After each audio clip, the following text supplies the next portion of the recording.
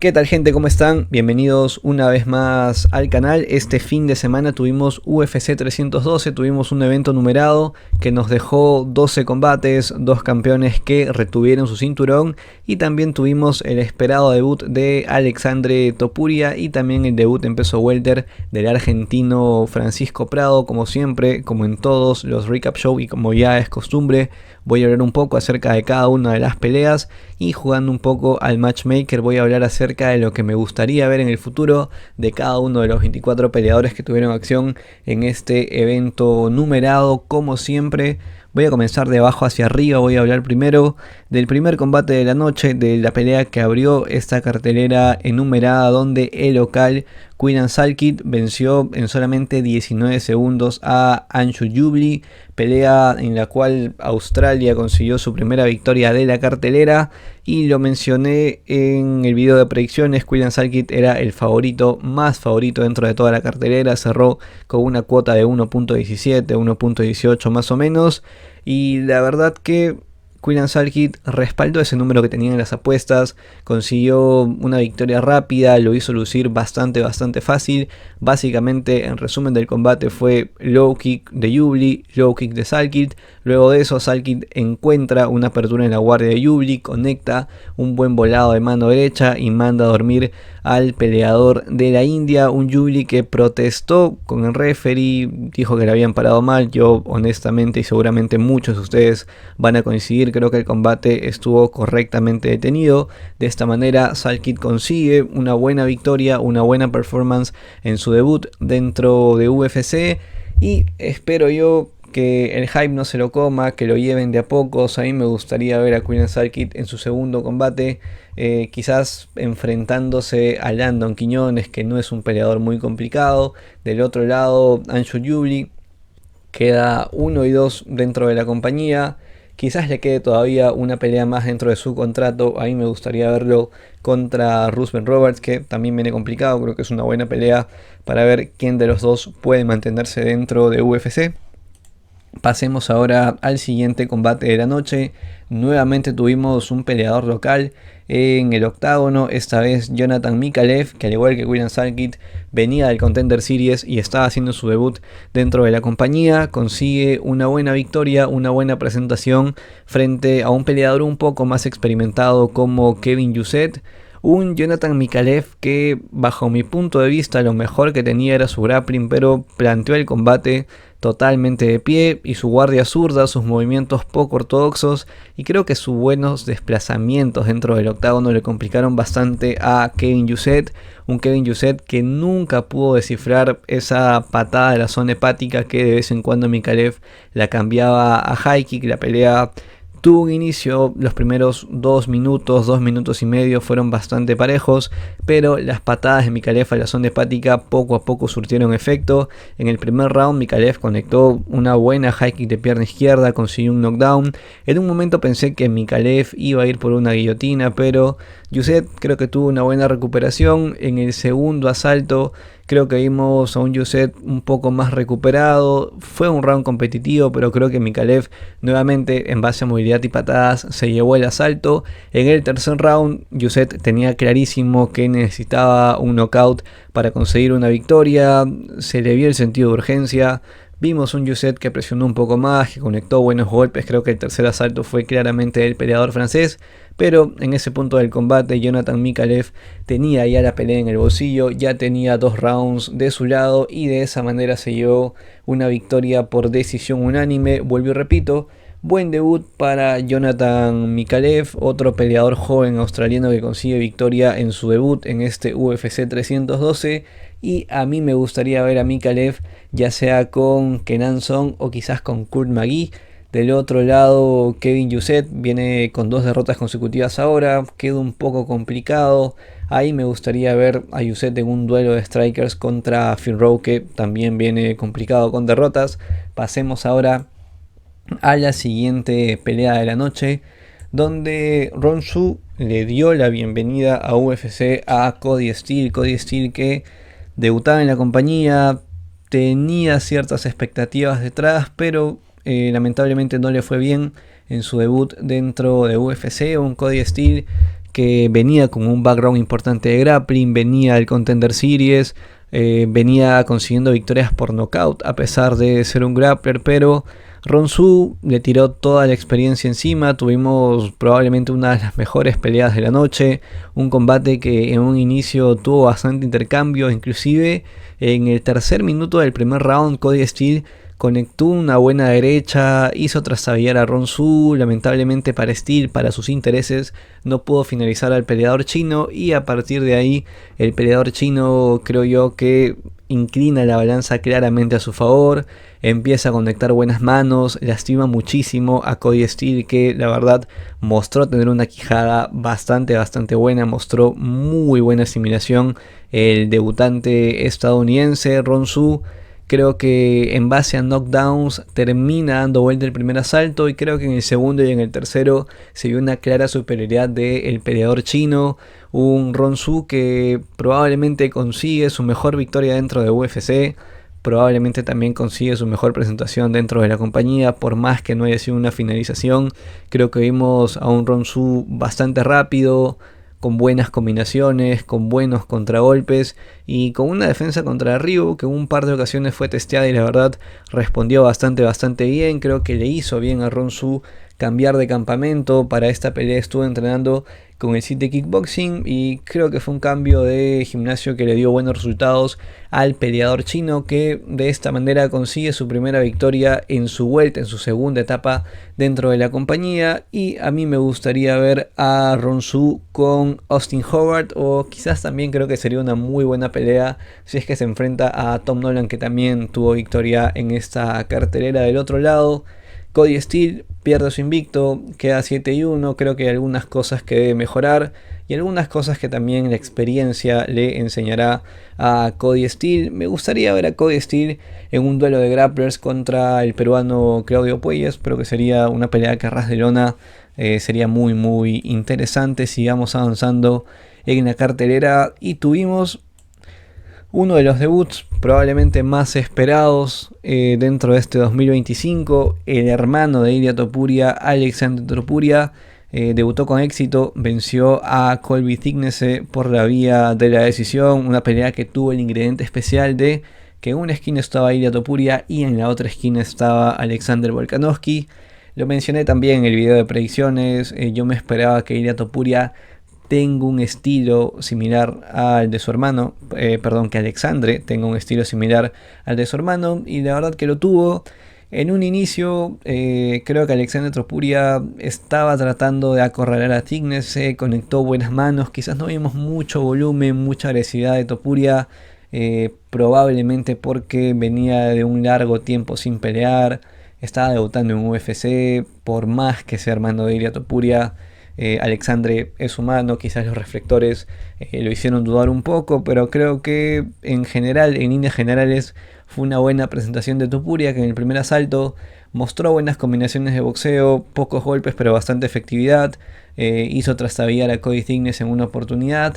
El segundo asalto creo que fue el más parejo de todos, donde tuvimos intercambios medianamente buenos, pero Topuria, cada vez que evitaba un derribo, creo que mostraba que a ras de lona también tenía cosas interesantes. Y en el último asalto, nuevamente Topuria consiguió un derribo, sumó tiempo de control y de esa manera se llevó cada uno de los rounds a su bolsillo. Victoria por decisión unánime, 30-27 en todas las tarjetas de los jueces. Buen debut de Alexandre Topuria, a quien también espero que lleven de poco a poco, que no lo manden en este momento contra un top 15 o contra un peleador con mucha experiencia. Creo que un rival acorde al nivel o a la evolución que debería tener Topuria dentro de la compañía puede ser Cortevius Romeus. Del otro lado, Colby Thicknesse pierde su invicto, otro peleador que pierde su invicto en esta cartelera, y a mí me gustaría verlo contra Garrett Arfield o contra Quan Lee. Pasemos ahora al siguiente combate de la noche, pelea femenina en la categoría de peso mosca, donde la peleadora china Con Wang volvió a la senda del triunfo y venció a Bruna Brasil por la vía de la decisión. Pelea que durante el primer asalto tuvo algunos pasajes donde el combate fue relativamente parejo. Bruna Brasil Creo que basó su estrategia en tratar de debilitar la pantorrilla izquierda de Kong Wan, pero fuera de eso Bruna Brasil creo que no hizo nada más, estuvo muy apática, no soltó mucho las manos.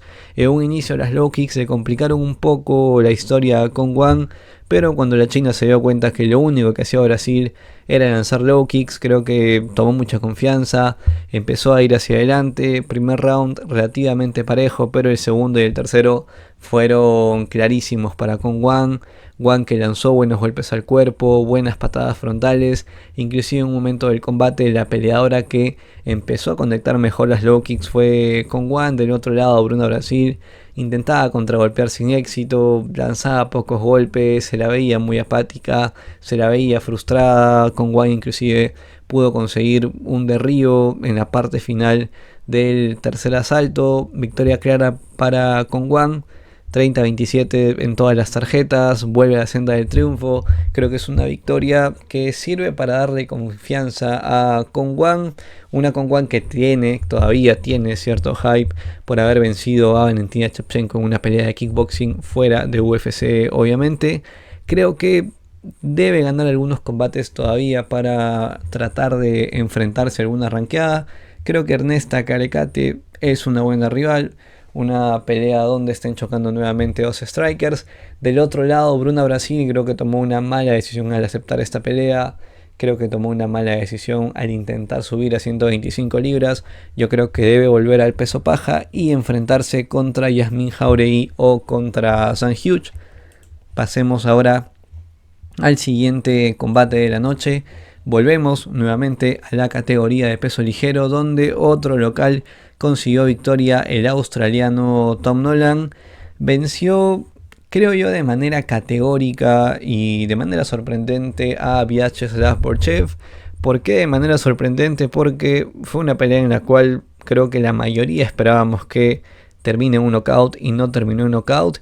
Y punto número 2, creo que Tom Nolan mejoró mucho, se vio mucho más inteligente, mucho más calculador.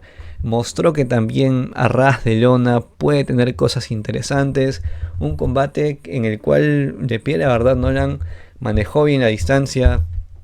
Peleó en reversa del otro lado. Borchev fue hacia adelante, también conectó buenas manos, también conectó buenas combinaciones, pero creo que Tom Nolan hizo un ajuste bastante bueno de cara a este combate y fue utilizar la lucha. Consiguió un derribo en el primer asalto, consiguió un derribo en el segundo asalto, inclusive en el primer asalto tuvo un par de intentos de sumisión, una guillotina y un darts que finalmente no pudo concretar, pero creo que esos intentos de derribo hicieron que Vyacheslav Borchev no esté tan confiado o no vaya hacia adelante con tanta seguridad tirando manos. En el tercer asalto Borchev consiguió un derribo, inclusive Borchev estando de pie se comió alguna que otra upkick. Creo que Borchev cierra bien con algunos buenos golpes en el ground and pound, pero en ese punto del combate Tom Nolan ya había ganado con cierta claridad los dos primeros. Inclusive yo me atrevería a darle el tercer asalto, pero vuelvo y repito, buena victoria para Tom Nolan. Creo que mostró muchísimas mejoras en este combate, inclusive él mismo lo dijo, que se sintió mejor, que tuvo un rival bastante duro y que se siente bastante feliz por haber conseguido una buena victoria contra un rival duro. ¿Qué es lo que sigue para cada uno de ellos? Creo que a Tom Nolan le deberían subir un poquito el nivel de cara a su siguiente combate. A mí me gustaría verlo quizás contra Trey Ogden. Del otro lado, Vyacheslav Borchev sigue intercalando victorias y derrotas. Todavía no consigue una seguida de victorias dentro de la compañía. Creo que su siguiente rival podría ser Nathan Levy en un choque de dos peleadores que van a necesitar una victoria pronto dentro de la compañía. Sigamos avanzando, vamos a la estelar de las preliminares, donde Gabriel Santos consiguió una buena sumisión contra el local, contra Jack Jenkins. Pelea en la cual Gabriel Santos tuvo que remar desde atrás porque no la pasó bien en el primer round. Una pelea que en un inicio tuvo bastante intercambio de low. Pelea entre dos tipos que tenían guardias encontradas. Jack Jenkins tenía una postura ortodoxa, Gabriel Santos peleaba de zurdo. Vuelvo y repito, intercambio de lows, algún que otro intercambio de golpes en el clinch, pero en un momento Jack Jenkins consiguió una buena high kick de pierna derecha, le propina un knockdown a Gabriel Santos. Hace el seguimiento, a mí me dio la sensación de que Jenkins estaba bastante cerca de conseguir la finalización, pero Gabriel Santos utilizó el jiu-jitsu salva, metió a Jenkins en un triángulo y si bien no pudo someter a Jenkins con el triángulo, creo que esa llave le consiguió bastantes segundos importantes para que Santos se pueda recuperar. Luego de eso la pelea volvió a estar de pie y creo que en la parte final del primer asalto donde Santos consigue un derribo, creo que en ese momento Santos encuentra la fórmula para ganar el combate. Se dio cuenta que a ras de lona y por encima tenía mucha superioridad sobre Jack Jenkins. En el segundo asalto nuevamente un poco más de lo mismo, intercambios de pie, bastantes lows. Me pareció raro que Jenkins intente poner la pelea para abajo, el clinch, lo inició el australiano, creo que se regaló porque Santos consiguió derribos, consiguió poco más de 3 minutos de control, buenos golpes en el ground and pound. En el tercer asalto, en el inicio, Santos cambió de guardia, consiguió una muy buena patada frontal, mandó a la lona a Jack Jenkins. Santos le ganó la espalda poco a poco, empezó a trabajar para mejorar la posición y finalmente termina encajando un mataleón, termina sometiendo a Jack Jenkins en el tercer asalto. Buena victoria para Gabriel Santos, creo que es una buena presentación para él. Si bien le propinaron un knockdown en el primer asalto, creo que la recuperación y la victoria por finalización habla bien acerca de la asimilación de Gabriel Santos. Un Gabriel Santos que ahora está entrenando con Chute Box, tuvo a Charles Oliveira en su esquina y creo que Santos en un futuro no muy lejano puede llegar a convertirse en un problema para las 145 libras. A mí me gustaría ver a Gabriel Santos contra Julian Erosa del otro lado. Jenkins consigue, o le propinan, perdón, una nueva derrota dentro de la compañía. Sigue intercalando victorias y derrotas dentro de UFC. Me gustaría verlo quizás contra el mexicano, contra Fernando Padilla.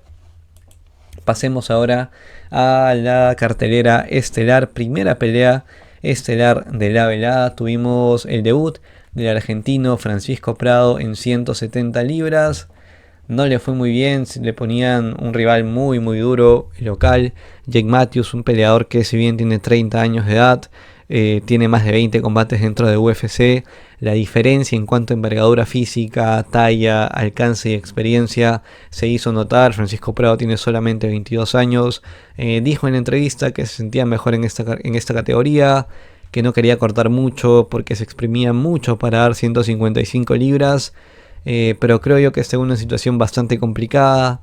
Tiene solamente 22 años, físicamente hablando todavía no termina de crecer, así que creo que Prado probablemente debería bajar nuevamente a 155 libras. Si hablamos un poco acerca de este combate, creo que fue una pelea donde intercambiaron bastante. Matthews siempre se llevaba o siempre conectaba los mejores golpes. Hay que aplaudir la quijada de Prado porque se comió buenas manos y en ningún momento se vio tocado. Inclusive Prado en el primer asalto consiguió un derribo, pero la verdad que no pudo hacer mucho estando desde arriba. Prácticamente todo el combate se desarrolló de pie. Primer, segundo y tercer asalto para Matthews. Matthews controló bien la distancia. Cuando había intercambios rápidos, Matthews también conectaba los mejores golpes, pateó mejor, amarró la pelea cuando debía amarrar. Creo que Matthews le tiró la experiencia encima a Francisco Prado. Y creo que Jake Matthews en su siguiente combate podría enfrentarse quizás a Nicolas Dalby o quizás a Oban Elliott. Del otro lado, Francisco Prado queda 1-3 dentro de UFC. Es una situación bastante complicada. No me sorprendería que lo corten, pero si es que se llega a quedar en UFC y si se llega a quedar en 170 libras, ahí me gustaría verlo contra Gabe Green. No sé si sigue firmado con UFC, pero creo que Gabe Green puede ser un buen rival para Francisco Prado en 170. Pasemos ahora a la categoría de peso semi completo, donde bajo mi punto de vista tuvimos la decisión polémica de la noche.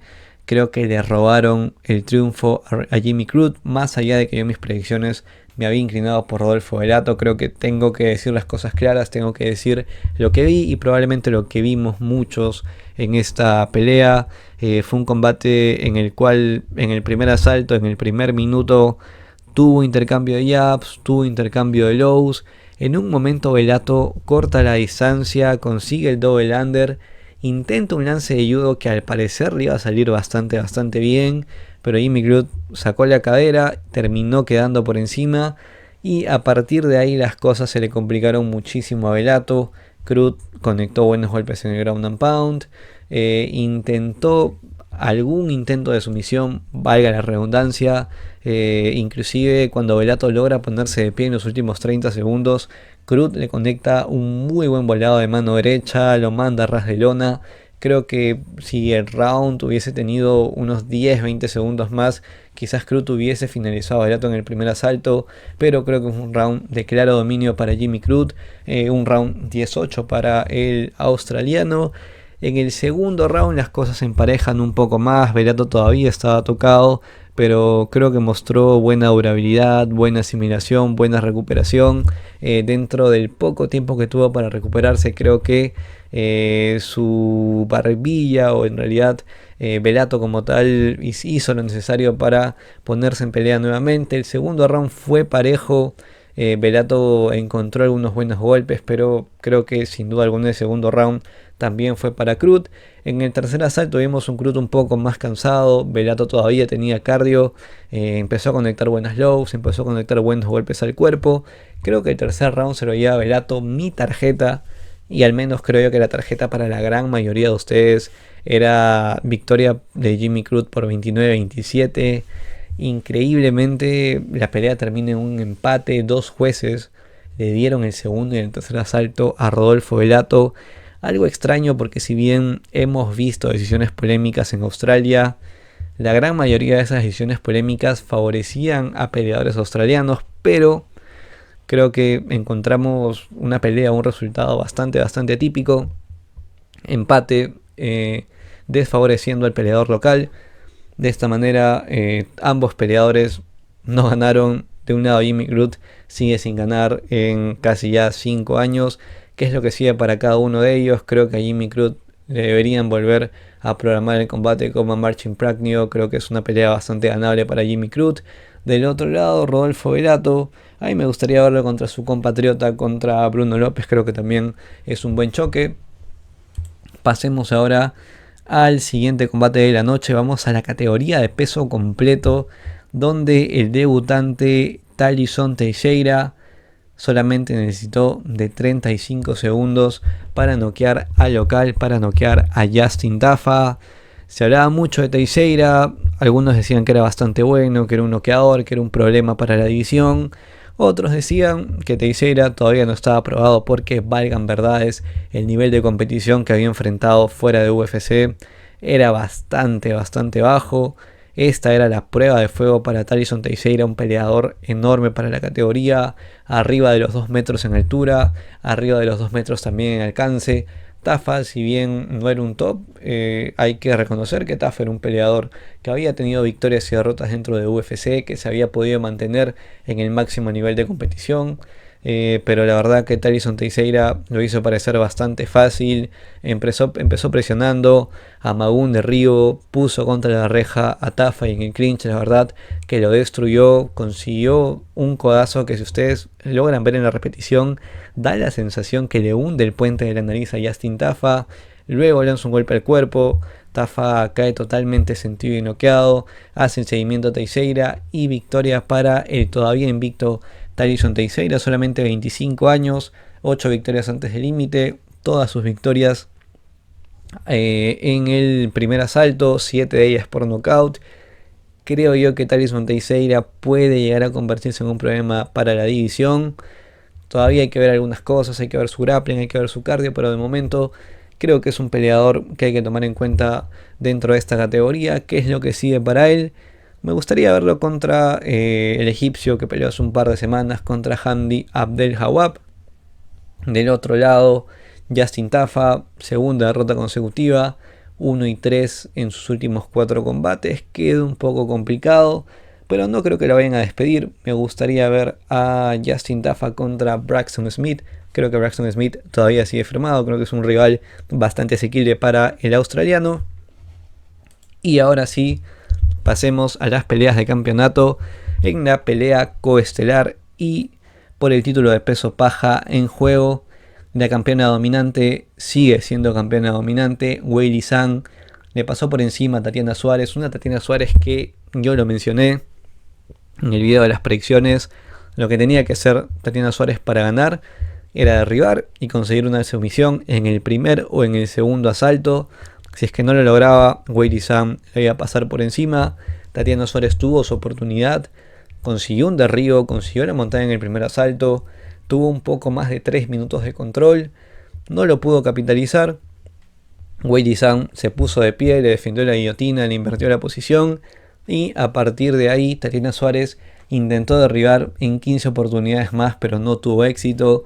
Weili Zhang mostró que está a otro nivel, mostró que es una campeona muy dominante. A partir del segundo asalto le dio una paliza a Tatiana Suárez, tanto de pie como a ras de lona, donde en teoría Tatiana Suárez tenía alguna chance de ganar. Segundo, tercer, cuarto y quinto asalto para Weili Zhang, quien le propinó muchos cojazos en el ground and pound.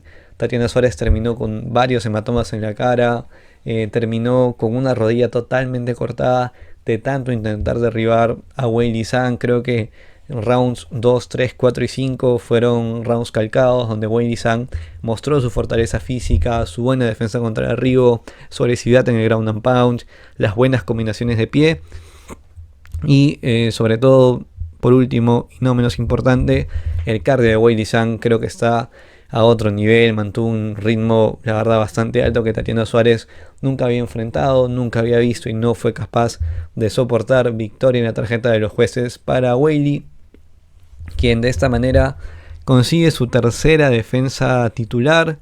Empata a Ivana Jedrzejczyk con victorias en peleas por el título. ¿Y qué es lo que sigue para Weili Zhang? Creo que muchos van a coincidir conmigo. Creo que en 115 libras no hay alguna peleadora que pueda hacerle competencia. Si es que nos ponemos estrictos, la siguiente peleadora en línea para disputar el cinturón debería ser Virna Jandiroba. Honestamente no creo que Jandiroba represente un peligro para Weili Zhang, pero creo que es lo que toca.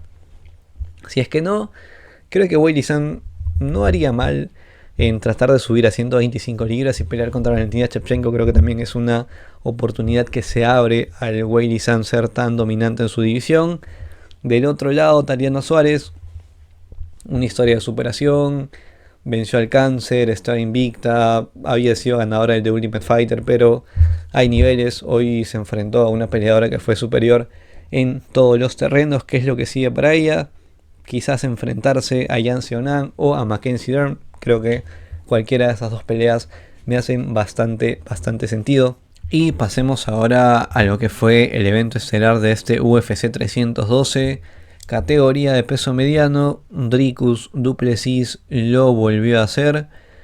Hay que ser sinceros, fue una pelea algo deslucida, quizás no fue una pelea a un main event muy interesante, pero creo que Dricus du Plessis mostró ciertas mejoras respecto al primer combate que tuvo contra John Strickland. Y del otro lado, John Strickland creo que se mostró bastante apático. Tuvimos una pelea con rounds en los cuales Strickland nunca terminó de animarse a soltar sus manos. Los jabs, los pocos jabs que lanzó John Strickland fueron bloqueados por Dricus du Plessis. Creo que du Plessis hizo un buen ajuste en el tema de bloquear los golpes rectos de John Strickland.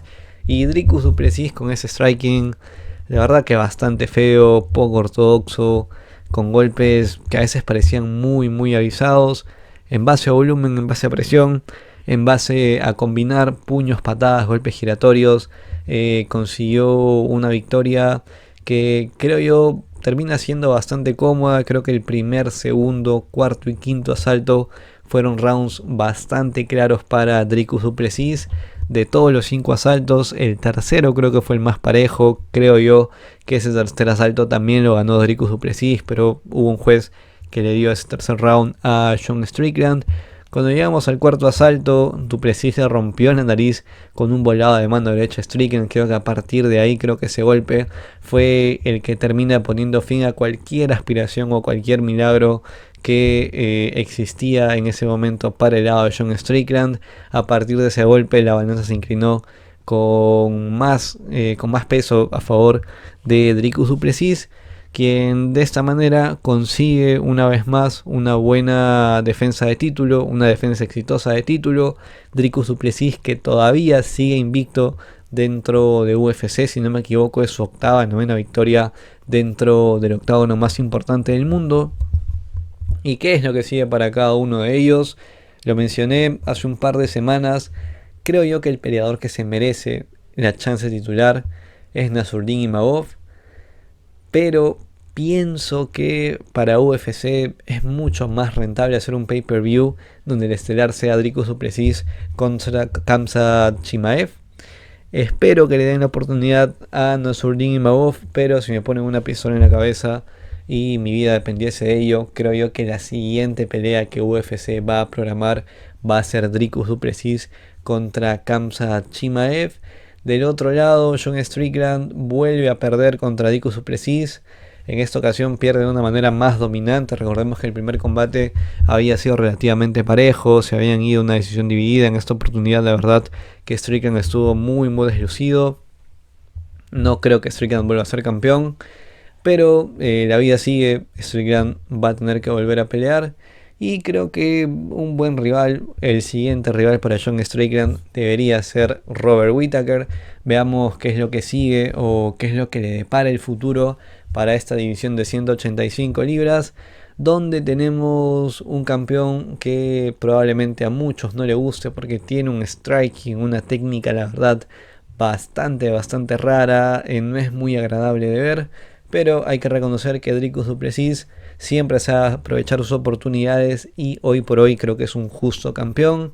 Pasemos ahora a hablar un poco acerca de lo que fueron mis picks en esta cartelera. Arranqué bien, victoria bastante obvia, bastante rápida de Quillan Salkit, 1-0. Perdí con Mikalev, 1-2. Perdí también con Cody Steele, 1-2. Luego de esto, victoria de Alexander Topuria, victoria bastante cómoda, 2-2. Victoria también bastante cómoda de Con Wang, 3-2. Muy buena presentación de Tom Nolan para quedar 3-3. Buen comeback, buena pelea de Gabriel Santos, consigue victoria por sumisión, 4-3. 5-3 con la victoria de Jake Matthews sobre Francisco Prado. La siguiente pelea fue un empate, así que podríamos decir que estoy 5-3-1. En el siguiente combate, Talison Teixeira, la verdad que pasó por encima, destrozó a Justin Tafa, 6-3-1. Muy buena victoria dominante de la campeona, 7-3-1. Y por último, la verdad que yo le tenía fe a John Strickland, pero Dricus du Plessis lo volvió a hacer, me volvió a callar la boca. Terminé 7-4-1 en esta cartelera numerada. La próxima semana tenemos cartelera, la tendremos durante los próximos 10 sábados. Como siempre, el día lunes o el día martes voy a estar subiendo mis predicciones para la cartelera del siguiente sábado. Ustedes cuéntenme en los comentarios cómo les fue en cuanto a resultados en esta cartelera. Les pido por favor que se suscriban a mi canal, que le dejen un like al video y que vayan a seguirme a mi cuenta de Instagram donde posteo noticias. Yo me despido de ustedes, nos vemos la próxima semana. Chao.